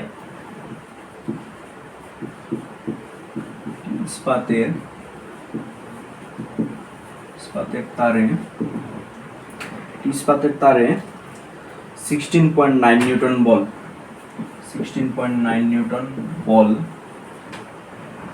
9 নিউটন বল প্রয়োগ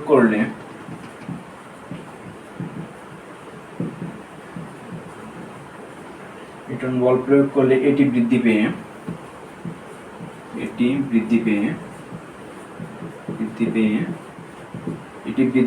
1.02 মিটার হয়। 1.02 মিটার হয়। তাহলে তারের ইয়ং গুণাঙ্ক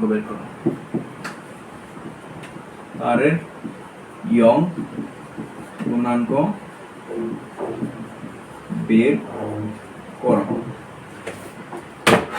এখানে বলা আছে এই ম্যাথটা আমাদের প্রথম ইয়ং গুণাঙ্কের সূত্র দ্বারাই মানে হয়ে যাবে। তাহলে আমাদের এই ম্যাথটাতে বলা আছে 1 মিটার দৈর্ঘ্য এবং 5 × 10⁻⁴ মিটার ব্যাস বিশিষ্ট একটি ইস্পাতের তারের মাধ্যমে 19.6 নিউটন বল প্রয়োগ করলে এটি বৃদ্ধি পেয়ে 1.02 মিটার হয়। তারের ইয়ং গুণাঙ্ক কত? তাহলে আমরা জানি আদি দৈর্ঘ্য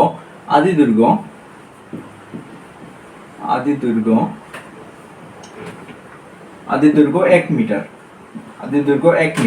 এবং শেষ দৈর্ঘ্য ইকুয়াল টু 1.02 মিটার। তাহলে দৈর্ঘ্য বৃদ্ধি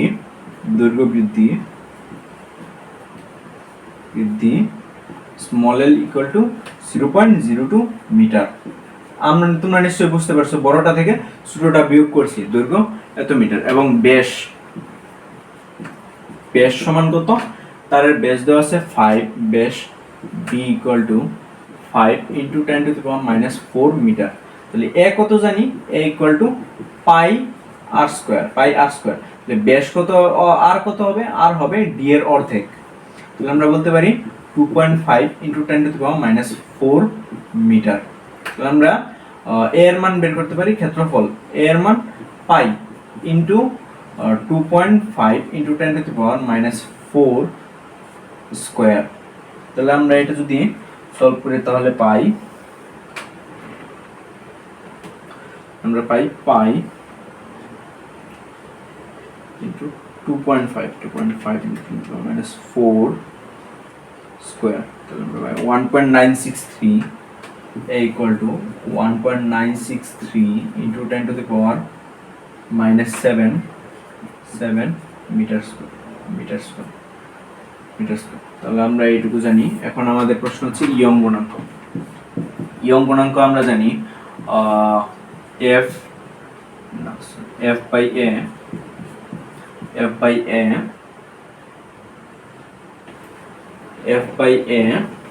by small l by capital L। f by a, f এর মান কত? f এর মান 19.6 নিউটন, 19.6 ডিভাইডেড বাই a এর মান কত? 1.963 into 10 to the power minus 7। আমরা এটা বলতে পারি স্মল l কত? 0.02 বাই 1। তাহলে আমরা এটা যদি হিসাব করি তাহলে পাই 4.99 ইন্টু 10 টু দি পাওয়ার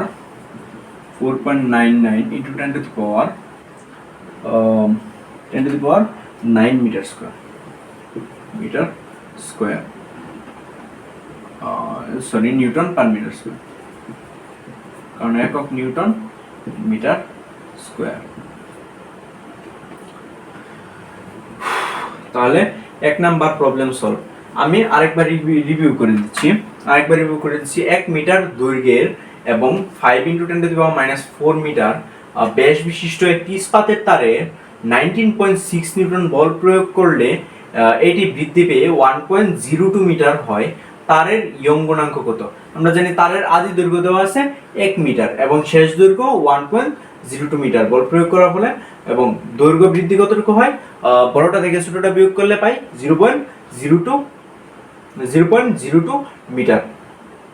ব্যাস পাই ডি এবং ক্ষেত্রফল পাই পাই আর স্কয়ার, এবং ব্যাসকে যদি আমি ব্যাসকে যদি অর্ধেক করি তাহলে আমরা ব্যাসার্ধ পাই 2.5 into 10 to the power minus 4 metre. তাহলে ক্ষেত্রফল আমরা পাই pi r square equal to 1.963 into 10 to the power minus 7 metre square. তাহলে আমরা ইয়ং গুণাঙ্ক সম্পর্কে জানি, ইয়ং গুণাঙ্ক সমান জানি f by a by small l by capital L।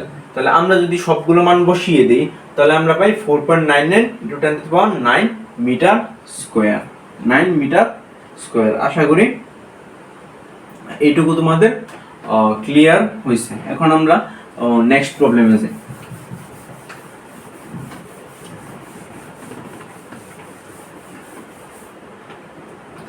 এখন আমরা নেক্সট প্রবলেমে যাই। নেক্সট প্রবলেমটা হচ্ছে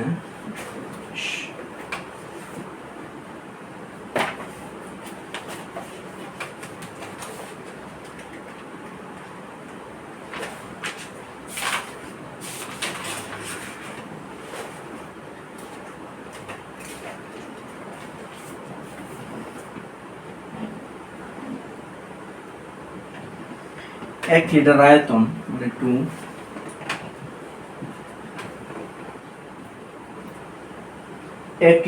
আয়তন মানে 1 litre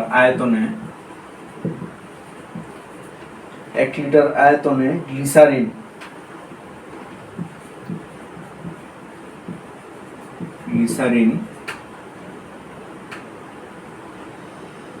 9.98 10 to the power 5 newton per metre square চাপে,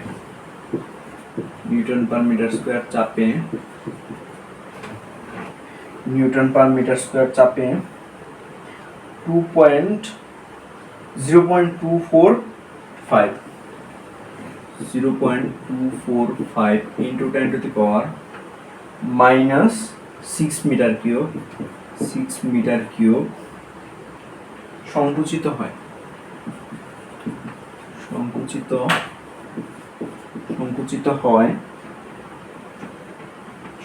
হয় গ্লিসারিনের আয়তন স্থিতিস্থাপক গুণাঙ্ক নির্ণয় করো।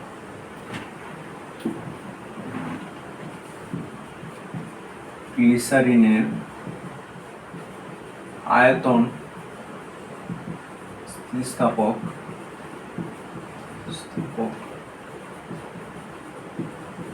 গুণাঙ্ক নির্ণয় করো। দেওয়া আছে 1 litre equal to 10 to the power minus 3 metre cube.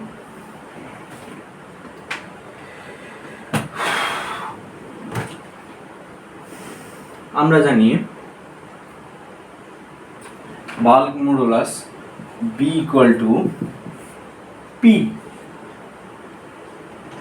PV by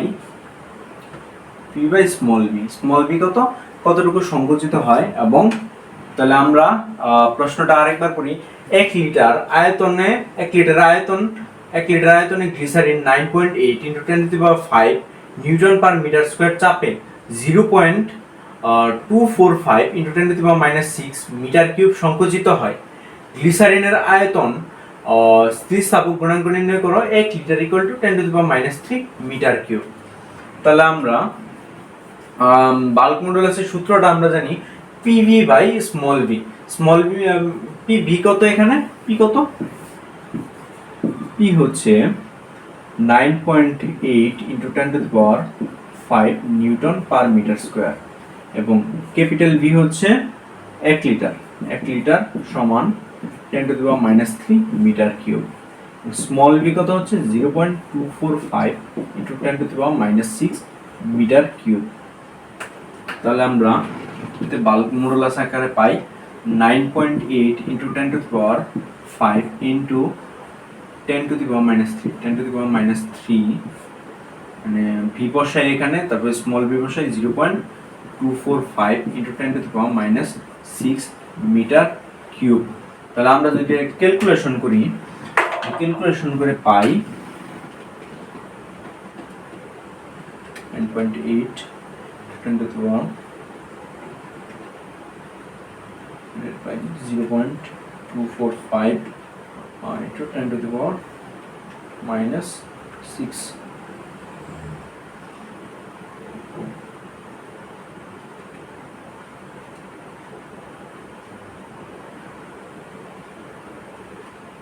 by 4 into 10⁹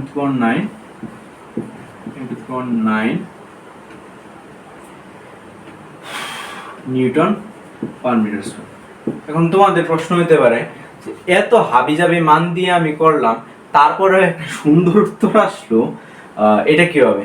আসলে এইগুলা ম্যাথমেটিক্যাল প্রবলেম তোমাদের দেওয়া হয় বিভিন্ন পরীক্ষা নিরীক্ষার ডাটাগুলা দেওয়া হয় এবং এই ডাটাগুলাই তোমাদের প্রবলেম আকারে দেওয়া হয়, যার কারণে এরকম মান আসে। গ্লিসারিনের আয়তন গুণাঙ্ক হচ্ছে 4 × 10⁹ মিটার কিউব। এটা তোমরা মুখস্থ রাখবে।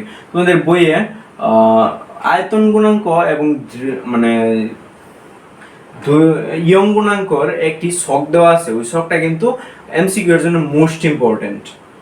ওই ছকটা আমি আর এখন দেখালাম না। ওই ছকটা এমসিকিউ এর জন্য মোস্ট ইম্পর্টেন্ট একটি ছক। 486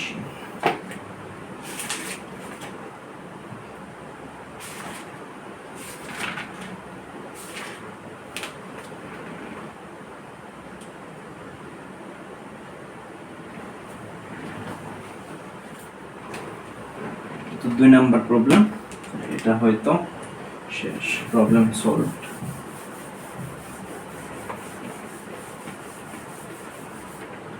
আমরা 3 নাম্বার প্রবলেম দেখব। 1 মিটার দৈর্ঘ্য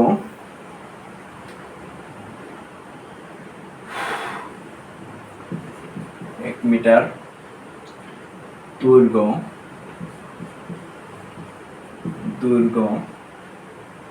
1 বর্গ মিলিমিটার 1 বর্গ কিউব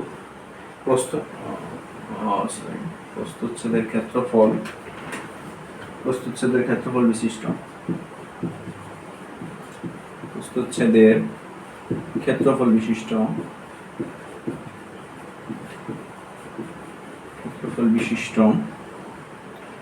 একটি ইস্পাতের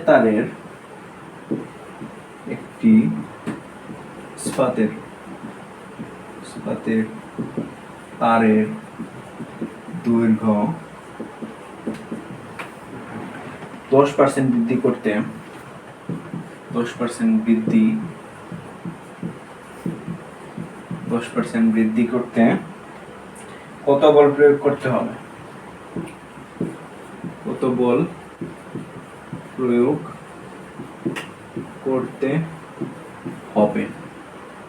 কত বল প্রয়োগ করতে হবে? ইস্পাতের নিয়ম গুণাঙ্ক,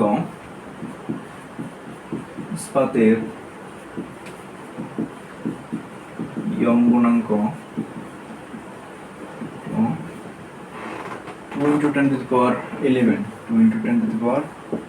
11 নিউটন পার মিটার স্কয়ার।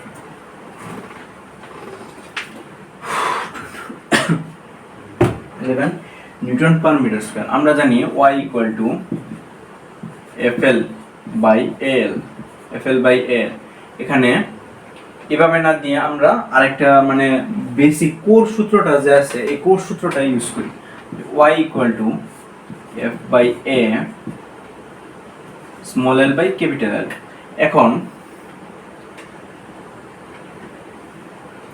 এখন আমরা দেখব f কি। f আমাদের জানতে চাইছে, আমরা জানি না। a equal to 1 millimetre square. তাহলে 1 মিলিমিটার স্কয়ার কে আমরা যদি মিটার স্কয়ারে আনি তাহলে 10 to the power 1 into 10 to the power -6 metre square আমরা আনতে পারি, কারণ 2 এককের ঘর থেকে 2 একক ডানে সরছে, যার কারণে মাইনাস চলে আসছে। এই বিষয়টাও আমি তোমাদের দেখিয়েছি। তোমরা যদি রেগুলার ক্লাস করে থাকো তাহলে এই বিষয়টা পাবা আশা করি কোনো একটা ভিডিওতে। এবং স্মল এল কি? স্মল এল হলো ক্যাপিটাল এল এর 10%। তার মানে এল ইন্টু 10 ইন্টু 1/100 0.1 এল। তাহলে আমরা জানি capital L equal to L. তাহলে y equal to 2 into 10 to the power -11 10 to the power 11 newton per metre square. এখন আমরা এখানে বসিয়ে দিই মানগুলো বসিয়ে না দিয়ে একটু ডিফাইন করি, একটু মানে ফর্মুলাতে নিয়ে যাই, তাহলে পাই f by a equal to y small l by capital L। আমরা পাই f equal to y a small l by capital L। আমরা পাই y equal to 2 into 10 to the power 11 into a এর মান পাই 1 into 10 to the power -6 metre cube 1 into 10 to the power -6 metre cube into small l কত? l এর 10% মানে 0.1 capital L by capital L। তাহলে এখানে l কাটাকাটি যাবে, তাহলে আমরা আনসার যা পাই তাই হচ্ছে answer equal to box. Answer যা পাই তাই হচ্ছে তোমাদের আনসার। আশা করি এই প্রবলেমটা তোমরা বুঝতে পারছো। এই প্রবলেমটা খুব ইজি ছিল, একটা প্রবলেম। আসলে লাস্ট দুইটা ম্যাথ যে দেখালাম এই দুইটা ম্যাথ থেকেই তোমাদের বোর্ডে কমন পড়বে, মানে এই টাইপ থেকেই কমন পড়বে, খালি ডাটাগুলা চেঞ্জ করে দিবে। মানে তিনটা ম্যাথ যে দেখালাম এই ডাটাগুলা চেঞ্জ করে দিবে, আর কিছু চেঞ্জ করবে না, এখন আমি কিছু অ্যাডভান্স ম্যাথগুলো দেখাবো, অ্যাডভান্স প্রবলেম দেখাবো। 7.4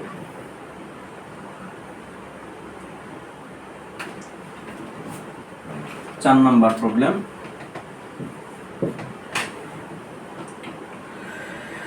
2 মিটার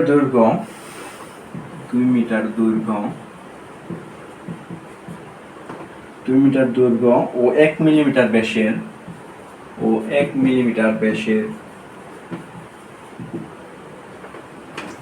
একটি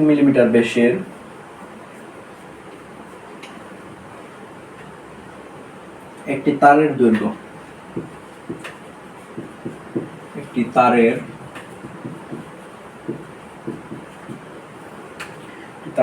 0.05 সেন্টিমিটার হলে তারটির ব্যাসার্ধ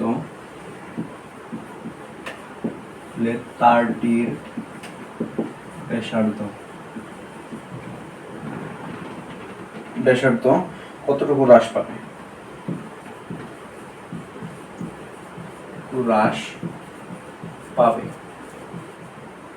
কতটুকু হ্রাস পাবে? পয়সনের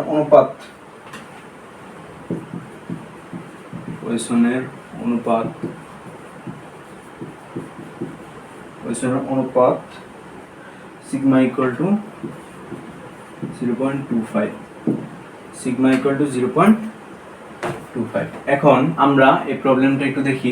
2 মিটার দৈর্ঘ্য এবং 1 মিটার ব্যাসের, 1 মিলিমিটার ব্যাসের,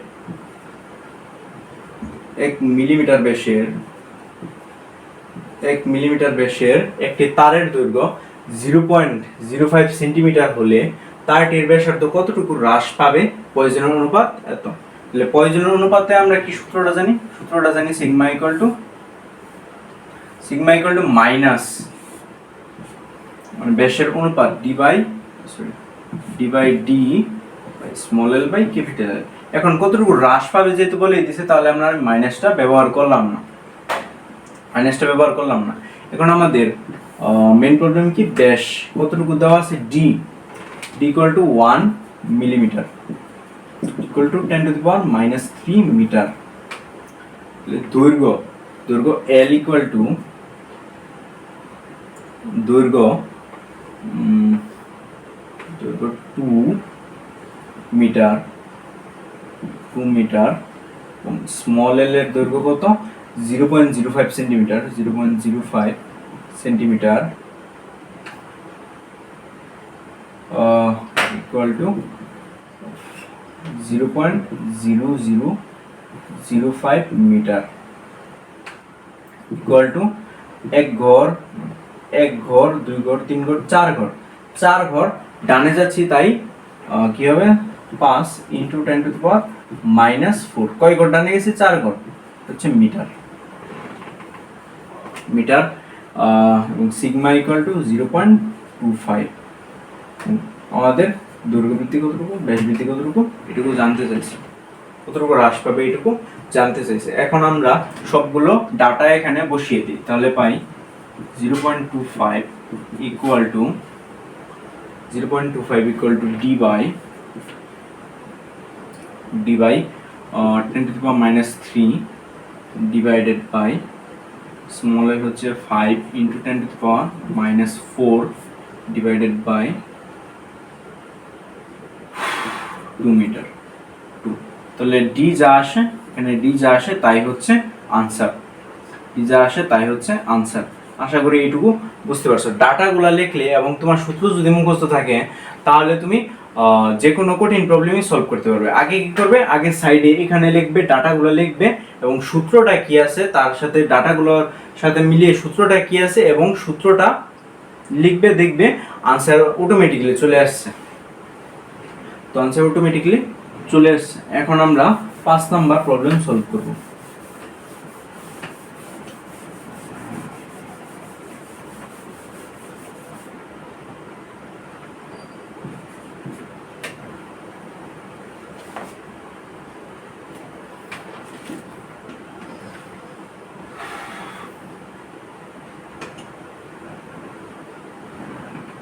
আচ্ছা, 1 মিটার স্কয়ার ক্ষেত্রফল বিশিষ্ট 1 মিটার স্কয়ার ক্ষেত্রফল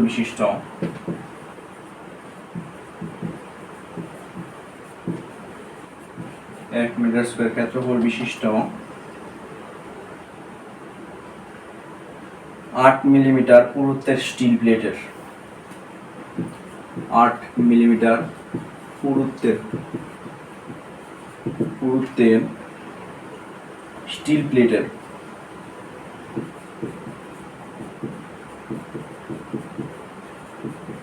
8 মিলিমিটার পুরুত্বের স্টিল প্লেটের পৃষ্ঠ দৃঢ় অবলম্বনে আটকিয়ে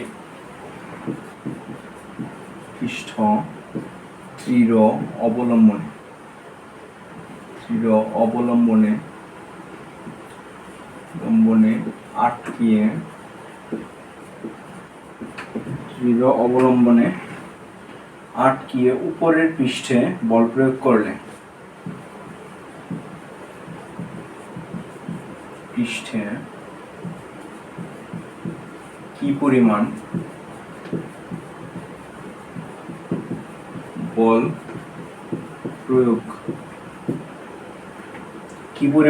প্রয়োগ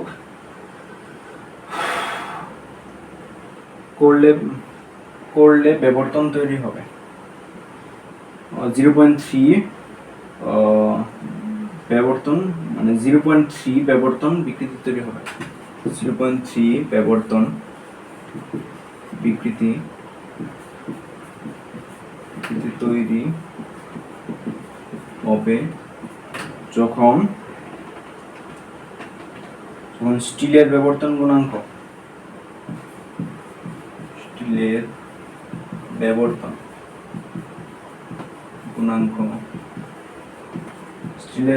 গুণাঙ্ক 8 into 10 to the power 10 8 into 10 to the power 10 into 10 to the power 10 Newton per meter square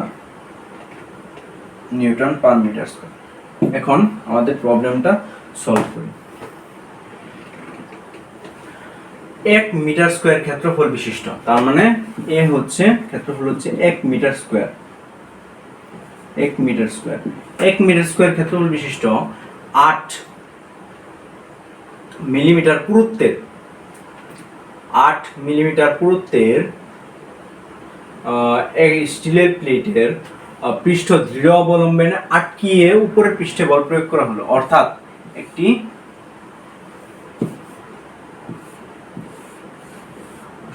এটা দৃঢ় অবলম্বনে আটকিয়ে বল প্রয়োগ করা হলো। এখানে আরেক পৃষ্ঠে বল প্রয়োগ করা হলো। বিবর্তন বিকৃতি হচ্ছে 3, বিবর্তন বিকৃতি হচ্ছে থিটা, মানে থিটা হচ্ছে 0.3, বিবর্তন বিকৃতি হচ্ছে 0.3, বিবর্তন বিকৃতি তাহলে এবং বিবর্তন গুণাঙ্ক এটা equal to 8 into 10 to the power 10 newton per metre square দেওয়া আছে। তাহলে আমরা জানি F ইকুয়াল টু, এখন আমাদের নির্ণয় করতে বলছে কি পরিমাণ বল প্রয়োগ করলে, তাহলে আমরা জানি F মানে এটা equal to F by A theta, তাহলে আমরা বলতে পারি F equal to A theta এটা A এর মান কত 1 মিটার স্কয়ার ইনটু এটার মান কত 8 into 10 to the power 10 metre newton per metre এবং 0.3, তাহলে আমরা কত পাই 2.4 into 10 to the power 10 newton, 2.4 into 10 to the power 10 newton. তাহলে আশা করি এটুকু বুঝতে পারছো। তো এই 5 নাম্বার প্রবলেমও খতম। এখন আমরা আরেকটি প্রবলেম দেখব।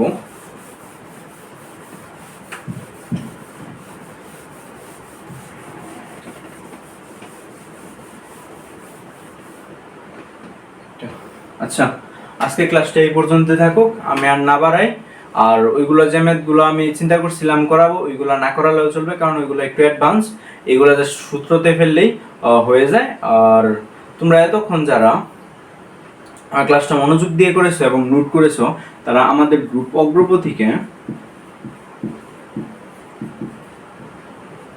অগ্রপথিকে নোটটা পোস্ট করবে এবং হ্যাশট্যাগ দিবে অগ্রপথিক নোটস, TES অগ্রপথিক নোটস, তাহলে আমরা খুঁজতে সুবিধা হবে। আশা করি তোমাদের ক্লাসটা ভালো লাগছে। ধন্যবাদ, আজকে ক্লাস এই পর্যন্তই।